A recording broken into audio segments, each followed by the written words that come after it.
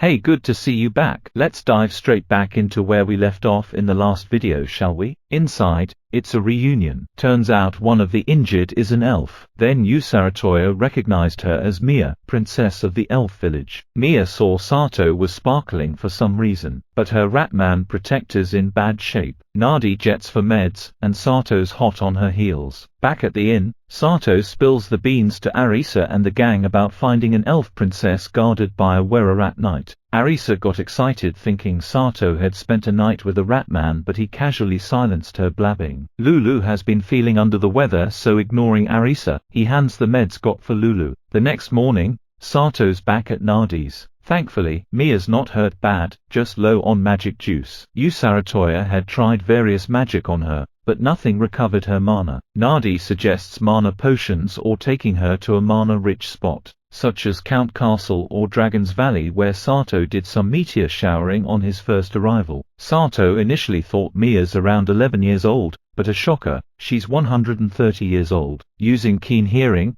he heard Mia and others waking up. Sato was introduced to Mia and Nadi asked him to stay with her till she whips up something to eat. While keeping her company, Mia tells him about spirits that are sparkly and fluffy. Sato acquired the spirit sight skill. As always, he masters the skill in a matter of seconds. He even learns the Elvish language. Sato and Mia hit it off, but duty calls. But as Sato's about to split, Mia grabs him, looking all serious, asking him to stay. With a smile, he left there to meet his gang playing with learning cards. Sato had purchased them in the hope of teaching Tama, Pochi, and Lisa how to read and write. However, their learning has been in vain thanks to Arisa going easy on them. So Sato took it over and taught Em a little. Then Martha crashes in asking Uni about cleaning the stables. Fortunately, she had already finished with the help of Pochi and Tama, which earned Em praise. Sato tells them about Mia during lunch, and the excited kids wanted to meet her. At Nadi's place, kids surrounded Mia shooting with a barrage of questions. Mia shyly hides under cover.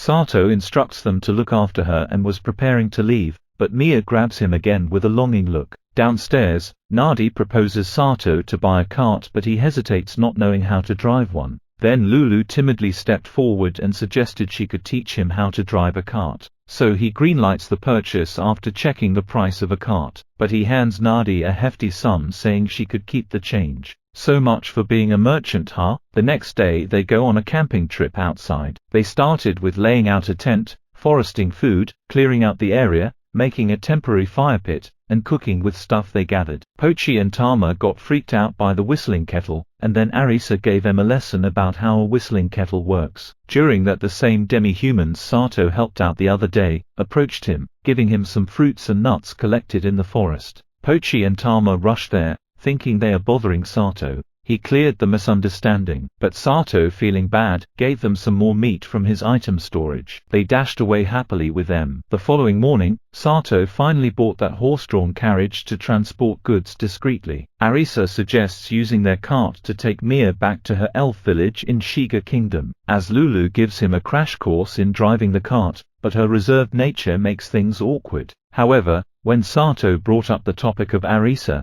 her half-sister, she couldn't stop talking about her, making her a bit relaxed. Sato was glad she's finally getting relaxed around him. Sato realizes people always talk eventually, they just need the right subject. He wonders if Lulu knows of Arisa's past life. As they drive, Sato increases the proficiency bit by bit using skill points and masters it, acquiring the coachman title. On their way back, Sato felt a suspicious gaze, only to realize it's a shadow owl giving Sato the side eye, leaving him feeling uneasy. Back in the city, the gang welcomes him and explains about Mia's recovery thanks to some magic potion. Mia's craving for honey buns, so Sato asks Lisa and Arisa to go and fetch some. Then Sato felt the same creepy gaze from before, only to realize that the shadow owl from before had followed him. He heads over to Nadi's place, where he meets the were-rat knight, Misei, who was with Usaratoya. Finally, he gets the full scoop on Mia's kidnapping saga. She's actually an elf princess who got snatched from her village by a mage, and imprisoned in a place called the Cradle,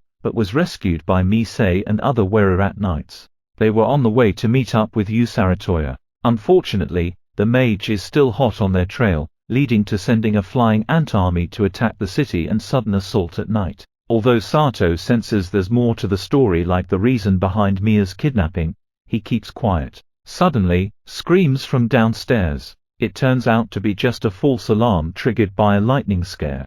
Everyone including Mia and Arisa hugged Sato tightly. Surprisingly, Arisa is terrified of thunder despite being older than others. Mia adds fuel to the fire by saying even dragons get knocked out by lightning. But then Tama noticed something weird. As Sato checks out, it was that shadow owl from before. At that moment, it transforms into a humanoid figure in a cloak, ready for a showdown. Realizing it's the same foe who tried to kidnap Mia, Mise dashed towards him, only to get knocked down by psychic magic. Even Sato couldn't move until Arisa put up a little resistance with her magic, giving Sato enough time to activate his fear resistance skill. Then it was revealed standing in front of them is the Undead King, the highest rank of the undead. But something about his name Zen rang a bell.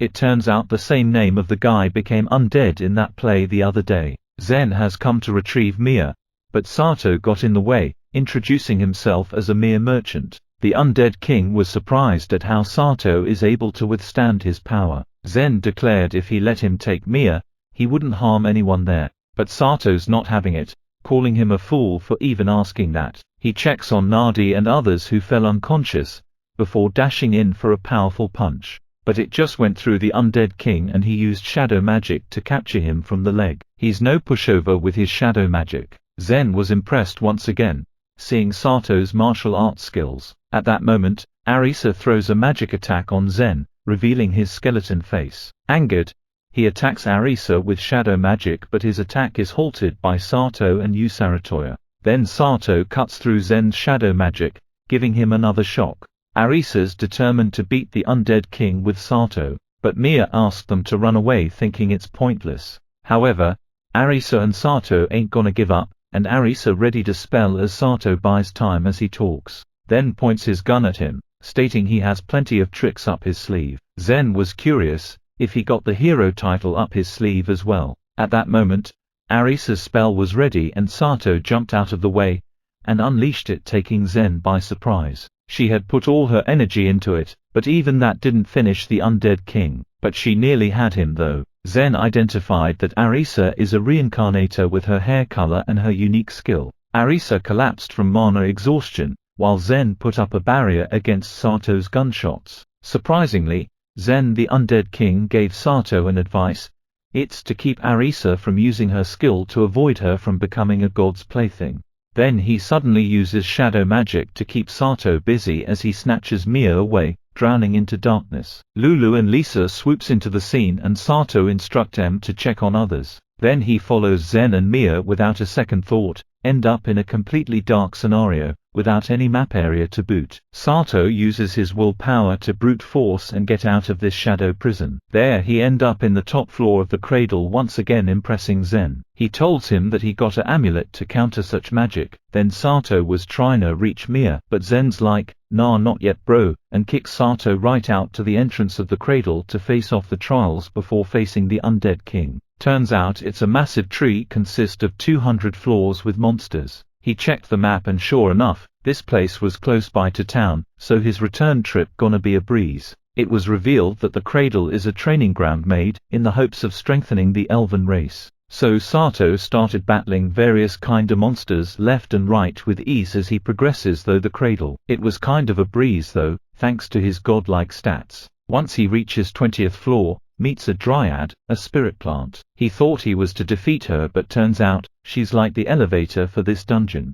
But to function she needed MP, which she got by forcibly kissing Sato, earning him the title of Dryad's victim. She shows him the hidden room of Traza Yuya, an elf and the creator of this dungeon. There he gathered some info like Traza Yuya created this dungeon to help the elf race to steal their wool to struggle and strengthen themselves so they can survive any danger 4-1M. Then with the Dryad's guidance, he cruises up to the 100th floor, where he finds himself some funky humanoids cooked up by an alchemist. Plus, there's a giant rock golem in the mix. But they weren't ready to battle and Sato had to wait for M to gear up. Talk about awkward. Then he was asked to defeat the golem before advancing further, which he did by a single gunshot. Well, mostly thanks to their obvious hints about its weak point. In a desperate attempt to escape, 3 of humanoids initiate a surprise attack on Sato. One humanoid dashed toward him to let other 2 to flee. Sato managed to knock unconscious the remaining one without harming her. He helps himself to some items from the item shelf nearby and he left the humanoid on a blanket there, before advancing further. Next stop, Dryad's spot, only to find out, she's all dried up. Sato plays the hero and revives her with a splash of water. Revived and grateful, she got her MP forcibly from him nevertheless, but she informs that she can only send him up to 180th floor cause there's a disruption in the line. Then Dryad helps him move on to that level. Up there, he faces off against a swarm of insect creeps. He smacks them down like a boss and finally catches up with Zen and Mia. Zen's like, "Whoa, dude, you're quick," but he couldn't accept the fact that Sato is strong enough. So he whips up another challenge with an ancient holy sword as a reward. Then suddenly he was surrounded by 3 rock golems and 7 armed humanoids, ready to fight. Then Zen casts some kind of buff magic to boost their skills, before disappearing with Mia. He faces hundreds of ice arrows, Sato dodging them left and right. Then enhanced by buffing spells, humanoids and rock golems rushes to him in hopes of surrounding him. He grabs the spears and attacks the golem, then activate his spear skill, punching a hole through the golem. He do the same for another golem from behind but a humanoid jumps up to him through that. He knocked her away without injuring her. Then another 2 onto him, their eyes are bleeding cause of that buffing magic taking a toll on their body. Sato knocked them down, one by slamming onto a wall, other with an attack on her back. Then another 2 rushes to Sato's side, but he jumped up high, facing their barrage of magic, then kicked them away with his swift moves. But they weren't giving up. Sato asked them why sacrifice themselves for someone treated them like puppets. But they ain't gonna stop and even managed to slice up his spear. But she was kicked away the same way. And the last one has gotten so weak and Sato defeated her with a punch to her gut. She was asking him to grant their master's wish as she fell unconscious. After that Sato angrily approached Zen, asking about this wish of him. Then he reveals his story about his life. The play from the other day actually based on his life story but changed thanks to Noble's influence. As per true story, Zen was born into a prestigious family and he even got a beautiful wife. He thought his life would be blissful. But God had other plans. A noble fell in love with his wife and Zen was executed for a false crime along with his family members. And the same happened to his wife, like a doll discarded after using it. But God made Zen the undead king, along with his undead family members and his wife. They destroyed that noble house. Even though everyone was able to rest after that, Zen, the undead king, is unable to die cause of the god's blessing. He tried all the methods he could possibly think of but nope. Ultimately lead to this strategy, finding someone with hero title to end his life with the holy sword. He begs Sato to end his life before he fallen into darkness furthermore. So Sato pulls out the holy sword, did exactly that. And for the first time in hundreds of years, Zen smiled as finally get to meet his beloved in afterlife. As Zen faded into nothingness, his wedding ring falls off, and Sato takes it. But then a suspicious figure evolved from there calling Zen a failure and vanishes saying goodbye to hero Sato. Then he reaches to scoops up Mia, who's still out cold. But oh snap! Cradle's going to self-destruct and instruct everyone to evacuate. Sato used a mana potion to get Mia awake. He asked if she can do something about self-destruct thingy. Mia's like, chill, I got this, but she gave up pretty quickly. Then Sato takes a look and realizes Zen had installed a teleportation function to escape as long as they are close to Mia. But then Sato remembers about those humanoids, especially the one he left on bottom floors. He rounds the remaining ones on the top floor around Mia and promised her that he'll make it alive as they teleported away. Then he rushes downstairs, to that humanoid girl knocked out cold. He used a hole in the cradle to descend faster. Then he scoops her up and meets up with Dryad. He wants her to teleport him outside but she needed some seeds for that. Thankfully the berries and nuts got from those demi-humans was still on Sato. Then along with some nuts and a little bit of mana, voila, they are outside. But then bam! A tsunami caused by Cradle's self-destruction. He asked the Dryad to come along but she's like, nah, I'm good as long as there are trees. So he rushed out there leaving her behind. Sato maximizes all his transportation skills but there's no hope of breaking those waves. He cracked up his brain for an answer and remembered about the whistling kettle incident. Then he used his advanced fire shots at huge waves. Soon enough it became a massive barrage of fireballs, earning him the title, the Master of Hellfire. He managed to survive and watch the cradle collapse from the distance. Meanwhile, Lisa and others waiting for him outside worried sick. As soon as he came to their sight, they surrounded him with tears in their eyes. Upon seeing Arisa, he remembers about Zen's warning not to let her use God-given skills so casually to avoid having the same fate as him. Then Mia and Usaratoya arrived at the scene. Mia gave him her sincere gratitude on behalf of the whole elf race. With Zen out of the picture, Sato's the new master of all those humanoids. He gives them the news about their former master passed on as he wished, and he hands over Zen's ring to the girls. Before serving Sato, they plans to deliver the ring to Zen's wife's resting place, but they are leaving one behind, the same girl Sato saved from bottom floors. Oh, and Sato names the girl Nana. Meanwhile, Arisa is frustrated about new girls keep adding to Sato's gang. Sato reports the incident to guards, but with a little bit of lies in the mix, like he got rescued by someone. Then Xena rushes there, getting the news about Sato's return, but she couldn't hold back tears. Guards let them alone. Feeling sorry for worrying her, Sato gives her a pair of earrings that caught her eye before, but he drops the bomb about he's leaving the town to escort Mia back to her village. However, he promised to return once he's done, which consoles Xena. On the day of the departure, everyone came to see him off, but Xena chased after them, expressing her desire to come with him, but she can't cause a family, so she gonna have to wait till her brother takes her post next year, and she promised to join Sato then. As they went further away, Sato felt lonely, but Nana pulls him onto her chest wanting to console him, freaking Arisa out. So, that's a wrap on part 3 of this recap series, and hang tight for the final part. It's coming up next.